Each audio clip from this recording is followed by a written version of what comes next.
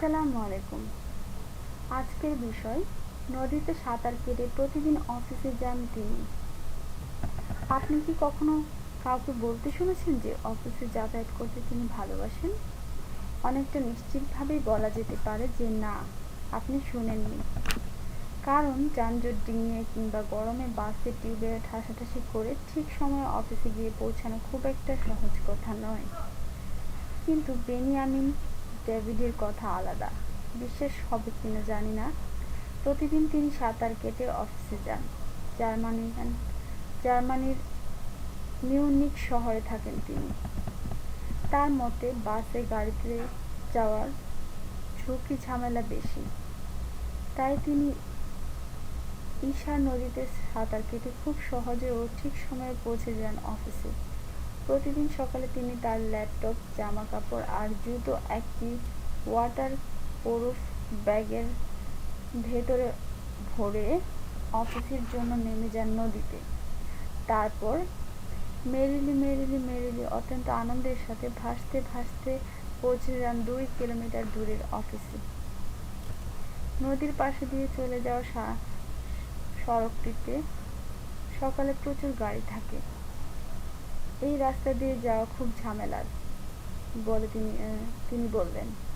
তিনি বললেন, সে কারণে আমি বাস বা গাড়িতে অফিসে যাই না, যাই আমার শহরের ভেতর দিয়ে বয়ে যাওয়া নদীতে সাঁতার কেটে। তার চেয়ে সাঁতার কেটে যাওয়াই ভালো, কারণ আমি খুব দ্রুত ও টেনশন ছাড়াই অফিসে পৌঁছে যেতে পারি।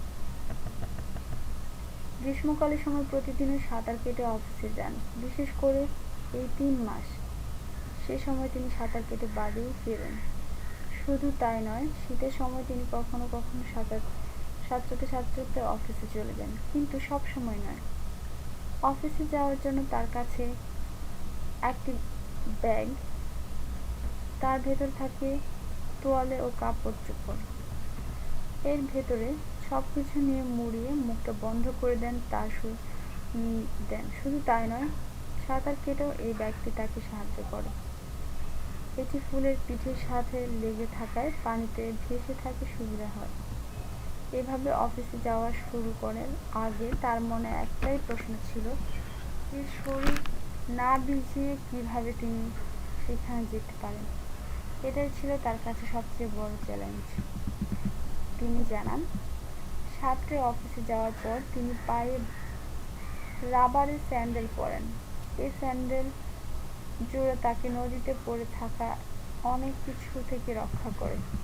তবে প্রতিদিন বাড়ি থেকে বের হয়ে যাওয়ার আগে যে কাজটা তিনি অবশ্যই করেন সেটা হলো নদীতে পানির উচ্চতা, তাপমাত্রা, স্রোতের গতি এসব তিনি ইন্টারনেটে পরীক্ষা করে নেন।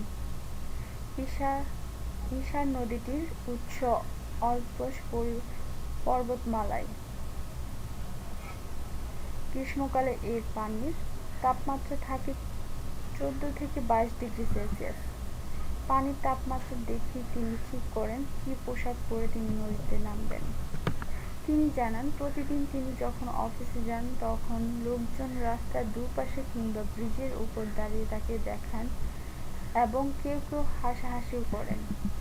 তিনি জানান, অনেকে তাকে দেখে সাঁতার কাটার ব্যাপারে উৎসাহী হয়ে উঠেছেন। তিনি জানান, নদীটিকে জলপথ হিসাবে ব্যবহার করার 150 বছর পূর্তিতে তার মাথায় এভাবে অফিসে যাওয়ার ধারণাটি আসে। এরপর তার আরেক সহকর্মী তার সাথে সাঁতার কাটছেন দেখার জন্য যে এভাবে অফিসে যেতে কেমন লাগতে পারে। তিনি জানান, রোম ও ভিয়েনাতে যাওয়ার জন্য এই সিয়ার নদী এক সময় ছিল খুবই গুরুত্বপূর্ণ জলপথ। লোকজন নৌকায় করে চলাচল করত, কিন্তু গত 100 বছর এসব কিছু হারিয়ে গেছে। এখন আর কেউ ঈশা নদীকে ব্যবহার করে না। তাই আমি নিজেই প্রতিদিন ঝাঁপিয়ে পড়ি এবং পৌঁছে যাই অফিসে। আমি অবাক হব না যদি আগামী বছরে দেখি আরও বহু মানুষ এই নদীতে সাঁতার কেটেই অফিসে যাচ্ছেন। Thank you for watching, please subscribe.